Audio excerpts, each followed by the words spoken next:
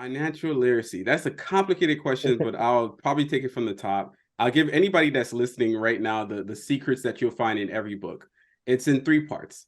Mhm. You increase your income, you decrease your expenses, and you invest the difference. Mhm. Let me explain.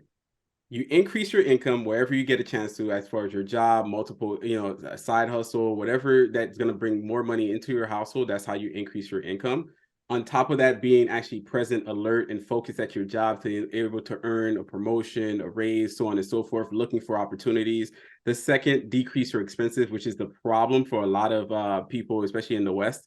Mhm. The idea is you're decreasing all these unintentional expenses, things that are just populating. I've heard multiple people that have like all the apps instead of just one or two apps. Like hey, I have Disney Plus. They have Disney Plus, Hulu, HBO Max, Amazon Prime. So all of that adds back up to basically the cost of cable all over again, or even way more than cable now. So Yeah. you're seeing people just pile on unnecessary expenses, and if you start cutting down those expenses to what you really love, you'll find that you'll have more money to invest the difference.